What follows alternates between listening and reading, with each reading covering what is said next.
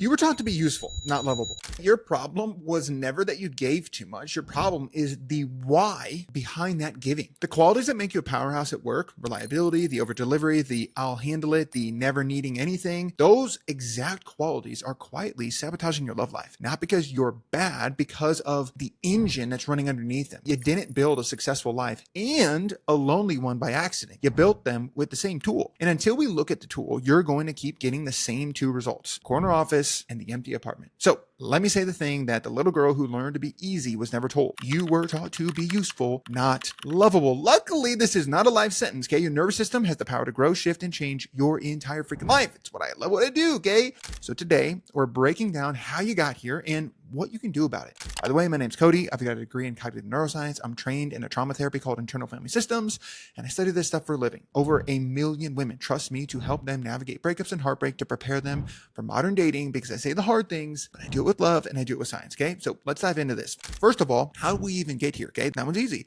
okay? We've built an entire dating culture around the resume, okay? I've seen it over and over and over with my clients. High-achieving women walks into a date like it's a job interview, okay? Here's what I bring to the table. I'm low maintenance, I'm supportive, I'm independent, I'll never be a burden, I'll remember your mom's birthday, I'll fix the thing before you even know it's broken, I'll be the safe place you can fall apart in. That's a value proposition though, not a person, okay? And the culture that we live in today cheers for it. Be a high value woman, bring something to the table, don't be needy. Those aren't necessarily bad necessarily, but we've taken a trauma adaptation and rebranded it as empowerment. We slapped a girl boss filter on a worthlessness wound and called it standards, okay? Here's what I watch happen with my clients after tons of these, okay? And I'm gonna say this kind of gently. The more impressive the woman, the more terrified she usually is of being seen with nothing in her hand. She can run a company. She cannot let a guy hold her while she cries for no productive reason, okay? She can negotiate a raise, but she can't say, I need you, without immediately offering 3 things to balance out the scale. She has 6 figures, a mortgage, a passport full of stamps, and a quiet, persistent dread that if she ever stopped doing, there would be no reason for anyone to stay, okay? That's not a confidence problem. That is a nervous system doing its job exactly the way it was trained to do. And let's not forget about childhood, okay? Just think back to what actually got you rewarded when you were small. Not your existence, your output. The good grades, being the easy one, the responsible one. The kid who didn't need much and helped a lot. The one adults could count on. You didn't get applause for being, you got it for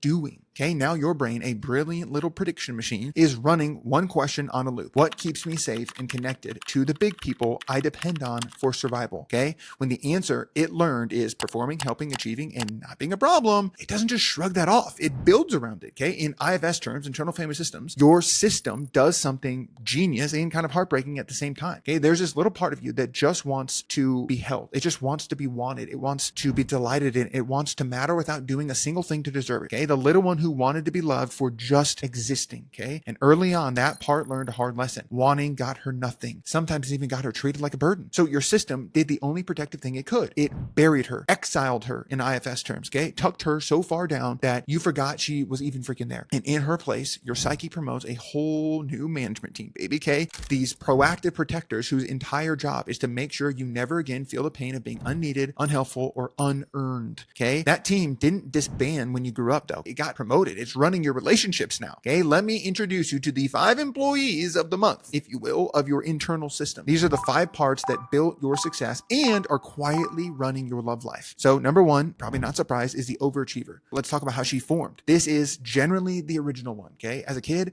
she cracked the code early. Love is something you built for. Every gold star, you're so mature for your age. Every time being impressive made the temperature in the room go up, that was a deposit, okay? She learned to earn income, never a gift. So she started clocking in, okay? And she never clocked out. So how does she show up now then, okay? The overachiever is why you lead with your resume on a first date. Why your love language looks like acts of service, but is really acts of proof. Why you can't just sit beside someone. You have to be contributing, adding, earning your chair, essentially. Okay, she's the part that turns I like you into let me show you why you should stay. Okay, and this creates a pattern. Okay, this is what I call emotional capitalism. Overfunctioning in love to earn the safety that's supposed to be given freely. The emotional capitalism builds load-bearing relationships. Okay, one that only stays standing because you're holding up every single wall. Okay, you didn't end up with a partner, you ended up with a dependent. Then you wonder why you're exhausted, right? Because he's so chill.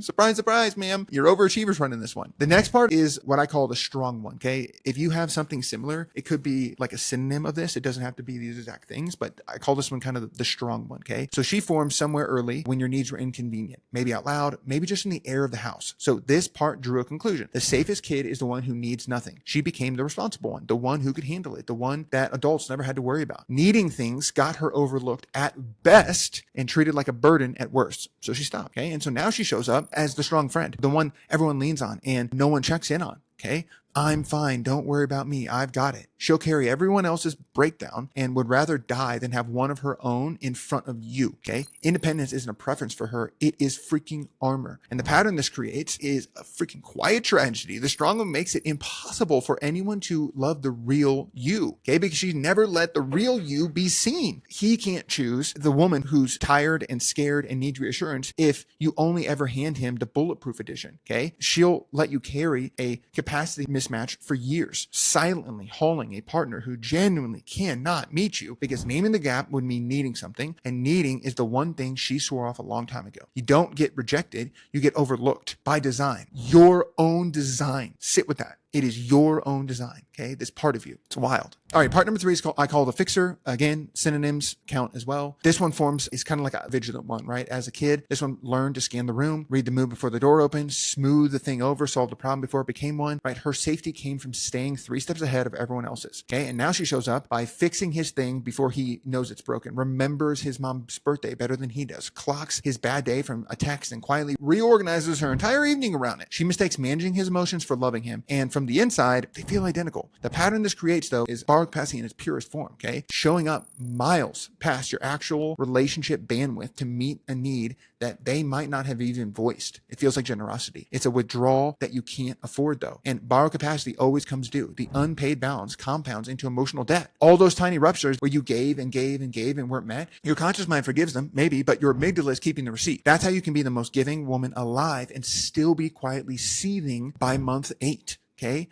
This is not rocket science. Okay. The debt didn't vanish. It just stopped being something that you said out loud. Okay. Next up, part number 4 is the perfectionist. Okay. This one learned a subtle, brutal rule. Flaws are exits. A mistake, a mess, a need that's too much. Any of it could be the thing that finally makes someone leave. So she decided to remove the option. If there is nothing wrong with you, no one has a reason to go. She didn't aim for great. She aimed for unleavable. Okay. And how this shows up now. Okay. So she's the one who can't let him see the apartment messy, the face undone, the cry that isn't pretty, right? She curates, she manages how she's perceived like it's a full-time freaking job, because it is for this part of her. Okay. She'd rather cancel than show up as anything less than the highlight reel, effortless and chill on the outside, white knuckling control underneath it all. Okay. So the pattern this creates, and this is the cruel irony, intimacy that is built out of the exact stuff she's hiding. Closeness lives in the mess, the unfiltered, the seen at your worst and held anyway. Okay. So the perfectionist hands a partner a flawless image and then quietly aches because he is bonding with the image, not with her. Surprise, surprise. Okay.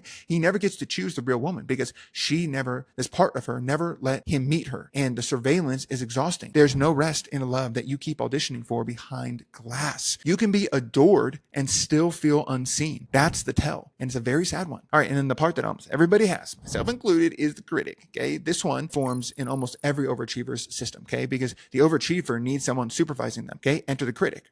The internalized voice of do more, be better, don't slip, don't be a problem. Okay. The performance rule that never closes for the day. She kept you sharp. She also never once let you feel like you're doing enough. You've never been enough. You've never been worthy, right? It's always beating you up. This can show up in a lot of different ways. So stay with me here, because this is the most counterintuitive part of the entire lineup. Okay. The critic is why even good love feels unstable to you. When a relationship is genuinely safe, calm, and consistent, no fire to put out, most people exhale. You get anxious because calm gives the critic nothing to grade. And a part that's only ever felt safe while being assessed reads no assessment as I've lost track of whether I'm still earning my place here. And that stresses this part of you out and it hits the panic button. Okay. The pattern this creates is you start to misread peace as danger. The spike, the chase, the does he actually like me, the intensity, right? That phasic dopamine hit feels like love because it feels like high stakes test that you might pass. Steady, calm, oxytocin and serotonin safety feels flat, suspicious, and unearned. So you bail on the good ones and call it intuition. You notice something about these though? All 5 of these parts have a different job, different costumes for sure, but they all report to the same boss. They're all standing guard over that little one we talked about earlier. All 5 are over and helping that exiled part, the little girl who decided way too young to know better that she was only worth what she could give, that without the usefulness, there'd be no reason for anyone to stay. And that's why your fear in love has never quite added up. You've been naming the wrong fear. You think you're afraid he'll stop loving you, but you're not. You're afraid he'll stop needing you. And you've never once been sure there was anything beneath the usefulness for him to stay for, because needing is the only version of being wanted you've ever trusted. Listen to that again. Being needed is the only version of being wanted you've ever trusted. Okay. And that right there, that's the wound. Not a flaw, not neediness, not too much. A worthlessness wound built by a brilliant little kid who did the only math available to her and got the safest answer she could. Both things are true at once. And I need you to hold both of these. Okay. Those parts saved you. They got you the safety, the achievement, the life. They helped you. They're not bad parts. And now the exact things standing between you and the love that you're wanting and the relationship that you're wanting and the freedom that you're wanting, they're standing in your way. So you don't fire them and you don't shame them. You thank them and you finally introduce them to the one that you've been protecting. Okay. Sounds great, Cody. So how do I do this? I get it. We're at that point. I'm glad you asked. Let's get practical on this, right? Because there's a specific way to introduce them to these parts and to talk to these parts of you so that you don't have to just let them be. I call this the off the clock protocol. You've been clocking in for love your entire life. The work isn't to perform better. It's to learn in your nervous system that you can clock out and the love stays. So here's the process. Okay. It's a few steps, 4 steps. Okay. Step 1 is you got to catch the clock in. You can't change the reflex you can't see. So before anything else, you build awareness of the reach. The reach is that micro moment where you feel a flicker of being unuseful, a lull in the conversation, a partner who's content and asking nothing of you, a gift you can't immediately repay and instantly scramble to produce. Offer help, change the subject, get busy, whatever it is. For 1 week, just notice this. Don't stop it. Just name it silently. Okay. There's the clock in. That's it. Okay. You're teaching your prefrontal cortex to catch the manager, this part of you, in the act before it starts running the whole show on autopilot. Awareness first, always. Okay. That is how freaking behavior change works when you look at the neuroscience, when you look at the research. Step number 2 is you got to meet these parts. We're not firing them. This is where IFS comes in. The first thing you got to do is find her in your body. Pick one of the parts that we talked about or another one that makes sense to you. Don't analyze it, sense it. Find it in your body. Where does the urge to be useful live? Tight chest, buzzing hands? Is it a forward lean with your whole entire torso? What's the sensation? Once you find it, focus on it. Notice how you feel towards this part. If you feel annoyed or frustrated, this part again. Those are other parts of you that dislike these achiever parts, the critic part, the overachiever, the strong one, whatever. Ask those parts to step back a little bit, just a little bit, so that you can go and talk to the one you're focused on. If we're focused on the overachiever and there's an annoyed part, a part of you that's annoyed at the overachiever for always taking over and always gas pedaling you, what you want to do is say, annoyed part, would you be willing to step back for a second and let me talk to the overachiever, right? We need you, yourself, to be present. We need you to be feeling calm, curious, compassionate energy towards that overachiever before you proceed, right? This is how you unblend from this part. You got to say it. Internally or externally, right? Once you're able to focus on this part. This is a part of me, not all of me. This is my overachieving part. It's not who I am. Okay. You're not these parts. You're the one who can finally turn and look at them. IFS calls this yourself with a capital S. Yourself is the one going to talk to these parts of you. Okay. And then get curious, not corrective. Once you have unblended from this part a little bit, like if this is yourself and this is the part and you've unblended from the overachiever, now yourself can see this part and talk with it. Now you can start to ask it, hey, what are you afraid would happen if you stopped? What are you protecting me from? How old do you think I am? Okay. And then this is the part everybody rushes. Actually wait for the answer. Don't supply it. Let her tell you. Just listen. 9 times out of 10, she'll say some version of, if you stop being useful, then they'll see there's nothing there and they'll leave me. I'll be abandoned. I'll be alone. Right. And get in under the surface and ask, okay, if everyone left me, what are you afraid would happen? If I got abandoned, what are you afraid would happen? Right. And keep digging down in those fears. Okay. Because that's how you start to figure out actually what she's really guarding. Right. And then once you find the one that she's actually guarding, the one that she's been protecting, that's step 3. Ask the producer for permission to meet the little one that's underneath, whether it's the strong one or the overachiever, whichever part you were talking to. When you figure out what it's guarding you, that's the exile. That's the burden one. That's the one that you've buried. Okay. So ask for permission to meet this part, the exile, the kid who decided she was only worth what she could provide. This part needs you to come as self, calm, curious, and compassionate, not as a manager to try and fix her. You're not there to argue with her out of the belief. You're there to be with her in the way that no one could be there with her back then. Okay. To let her feel, maybe for the first time, an adult presence, yourself, that isn't keeping score. If this gets big, that's okay. Just take a breath. This is tender, sacred stuff. And you don't have to do the deepest version alone. That's literally what trauma therapists are for. Speaking of which, this is a humongous warning. We're starting to get into exile work here. Okay. So this is deep trauma work. I do not recommend that you do these deeper wounds and this conversations with these exiles alone or without support from someone trained in IFS. This can be dangerous work if you don't know what you're doing. So proceed with caution, please. I am not recommending that you do this by yourself. Let me be very clear. failure.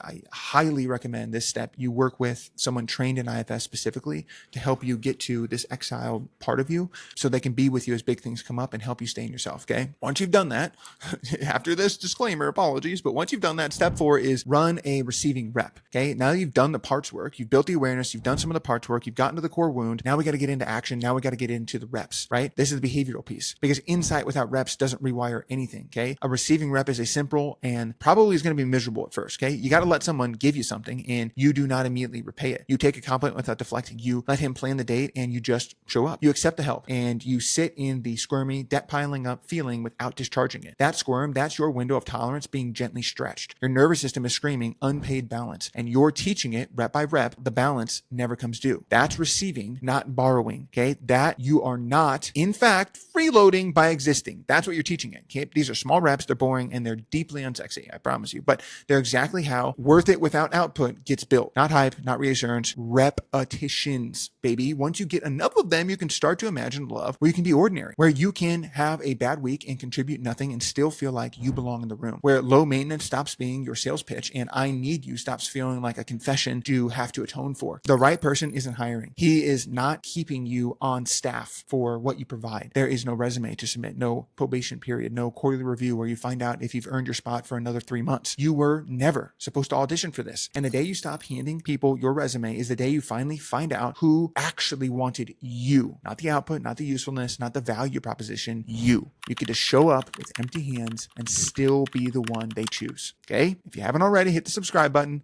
Do it now so you never miss a video. And if you ever want to go deeper on any of these topics, you'd love my Substack. Check it out in the description below. I believe in you. You got this. Have an awesome one. Peace.